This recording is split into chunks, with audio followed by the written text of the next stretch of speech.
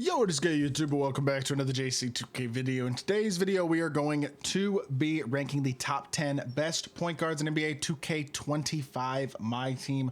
Right, sorry, 2K26 MyTEAM right now. I am not including Wild Gems cards in this list. I'm going to be doing top 10 Wild Gems cards at each position rankings as well, because they dropped to over 2,200 Wild Gems cards. I think it's a good way to split it up and also prevent this list from being filled with Wild Gems, because I did it including Wild Gems and it had like 7 or 8 Wild Gems cards out of the 10 cards on the list. So I think this is at least a better way to potentially balance it out a bit.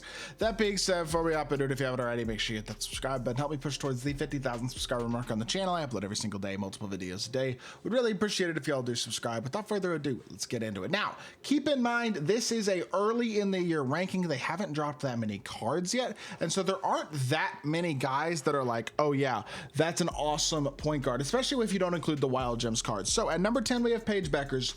This card as a pink diamond is not good. It's a WNBA pink diamond. Most of them are probably not going to be that good of cards. This Paige Bueckers is not. 6 foot with a 5'11" wingspan, is very small. Cannot dunk, low interior, not a great defender in general, low vert, low strength. Shoots the ball well, but a jumper that isn't great. And I mean, movement isn't completely atrocious, but I wouldn't say it's high level elite SIGs either or anything like that. Overall, this card's just limited, and that's something that's true and will likely be true about most of the WNBA cards as they drop throughout the year. Not all of them, but I would think the majority of them will likely probably suffer that same fate to a certain extent. And I mean, I don't know, it's just kind of how it goes. It's part of why I don't love them adding the WNBA stuff to the game, even if, I mean, it's not, I don't know, I don't have a problem with that. I just think it affects packs and stuff. You'd be so frustrated if you spent money on packs yesterday and pulled Paige Bueckers. That's what I'm saying more than anything else. Ben Gordon is going to be my number 9. This card's awesome offensively, kind of a complete nothing defensively, which is why he's number 9 on the list. Offensively, he is fun. He's 6'3" with a 6'8" wingspan. He's a legitimately quality slasher with those 7'5" driving dunk. Isn't awful. Good jump shot though, and 93 speed is the biggest thing for him. Is he's really got some real SIGs with him, and a pretty good jump shot as well. Like, this card's super duper nice offensively. Defensively, he's got a couple of decent badges, but the stats just do not do him any favors. That's why he's only number 9, is mostly because of the defensive end of the court. Offensively, the card is really fun though, and I if you wanted to put him a little higher than number 9, I don't think I'd be mad at you for that opinion. I do think he's a pretty solid card, and I do appreciate the fact that he can finish at the rim with a little bit of force as well. I think that's definitely an added positive for this Ben Gordon card compared to most of the other cards that are going to be around him on this list. Like Paige Bueckers, not a particularly great slasher. This Caitlin Clark, also not a particularly great slasher. Just as WNBA cards, that's how it's going to be. 25 driving dunk. To be fair, she is obviously absolutely nasty as a shooter, even better than Paige is. And I think her animations are better than Paige's as well, though I'll be honest, I haven't done gameplay with Caitlin Clark yet. It does not want to load the website at all. So eventually, hopefully, we'll be able to take, there we go. 94 speed, 96 3 ball. 49 interior is real low though, just like with Paige, honestly. Low vert, low interior, low strength. It's a very similar recipe for probably not success overall. A lot of good Hall of Fame badges, stat wise, in terms of the shooting and the speed, really, really nice. But at the same time, I just don't know if pro skate, pro dribble style, Damian Lillard behind the back, even with her release on quick, is it going to be enough for her to be an elite level point guard? Realistically, probably not. It's just not a card who generally is I don't know. NBA players that have the archetype of these WNBA players are not good cards. Like when we get John Stockton, he's generally not that great, although he has defense. Now, these cards don't have that type of defense, but still. That's my point, you know what I mean? And we kind of have a similar example of that with an NBA card in Trae Young here, a non-dunking, non-defensive point guard. The thing about Trae is I feel like he is even more of a threat than Caitlin and Paige are when it comes to the shot creation. Number 1, because Trae fade is really good. So he's got a really good fade in a game that rewards fading. So that's the first thing. Number 1. Second of all, he's taller than them and has a better wingspan than them. Then he's got still very good shooting badges. I think his SIGs are solid as well. Love Trae's escape. His dribble style is very solid. His behind the back is very good. Like, his SIGs are legitimately nice. This card compared to Caitlin is just a better card overall than Caitlin. I think plays a similar role at a higher level, and that's why I have him a spot higher. I do think I could argue Ben Gordon above these guys because none of these cards are good defensively. You know what I mean? Ben Gordon's not good defensively, but he can dunk, and he's got a good jump shot too. I legitimately almost want to put Ben Gordon above all three of these cards, including Trae and Caitlin. I don't think I'm going to. I think I'm going to leave it like That's what I'm gonna do. I think I'm gonna switch it. I'm sorry. Next up at number 6 is going to be Mike Conley. This card's okay. The problem with Mike Conley is his jumper really isn't very good unless you quick catch and shoot it. Even then, it's still kind of weird.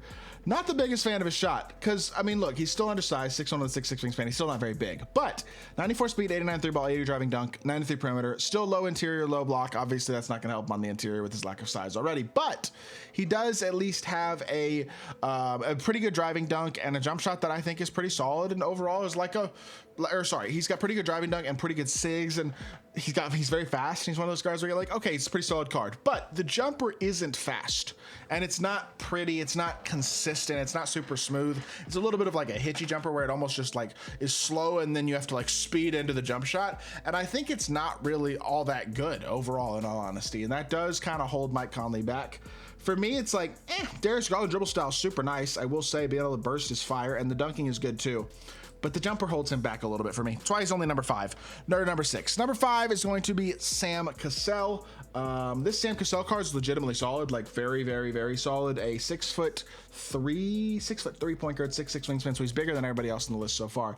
And then he's also got good jump shot, can dunk wide open, okay defense, 87 speed, solid enough all around badges overall. Like, again, pretty good. Not the best card ever, but definitely a very solid option. Not a bad card at the PG spot at all. I think his jumper is definitely better than Conley's. That's probably the number 1 reason that I have him higher than Conley, in all honesty, because I do agree those guys are pretty close. But for me, Sam Cassell, smoother, more consistent jumper so far for me is enough of a reason to put him at the number 5 spot on this list. Now, moving on to the number 4 spot, we are getting into the good point guards now. I feel like this top 4 is where we actually have, like, if you could have 2 of these 4 PGs, you're going to be in a pretty good spot overall in terms of being able to compete against the vast majority of teams. Chris Paul is legitimately a very good card. This card deserves to be on this list. I think he's top 4. I know he's only 6 foot tall. His sigs are nice. His release is nice. His finishing, I mean, it's 60 driving dunk, but he does actually dunk the ball okay. And defensively, he's a freaking pest. I know he's small, but the badge completeness is there. This card's really good. I honestly think he's a little bit underrated overall, and I think he's a very, very solid option overall. Definitely a card that I would at a very minimum consider if you are looking to pick up PG, considering that he's only like 50,000 MT as well. That's a big plus, is that he's pretty darn affordable, and that's not something you can say about a lot of these PGs, especially at the top, is they either take a lot of time to get or they're very, very expensive. Neither of those things are true for Chris Paul. He is overall an absolutely studly budget option. As oh my gosh, this is really getting on my nerves. I think my computer is starting to struggle. My computer's starting to slow down. I got an older PC and it's struggled a little bit. I apologize, but we're making the best of what we got. Jason Kidd gonna be our number 3 spot. 6'4", 6'8" wingspan, 94 speed, 93 ball, 75 driving dunk, 83 interior, 97 perimeter, 97 steal. He's got great defense, which is probably one of the most valuable things. He's a legitimately high level rebounder as well, which is very solid for a PG. Fast, good shooter, solid slasher, nice jump shot, good fade, especially going right. And I would say overall, he's just a solid card, man. He does everything you kind of want a point guard to do at a good, very, very high level. And the defensive plus with him is that he can kind of guard anybody as well. Very switchable, or not very switchable. He's only 6'4", but I like the card a lot. I think he's one of the best point guards in the game. I do only have him at number 3, but that's because the top 2 cards on this list are absolutely insane. That's not really, I wouldn't say, a knock on Jason Kidd as much as it is. These top 2 cards are pretty crazy. So, Ja Morant is number 2. Obviously, he's only 6'2", but his slashing is so good and his movement is so good too. He's got a great escape, and Ja's dribble style might be the best dribble style in the game. Releases on quick and is very, very, very good.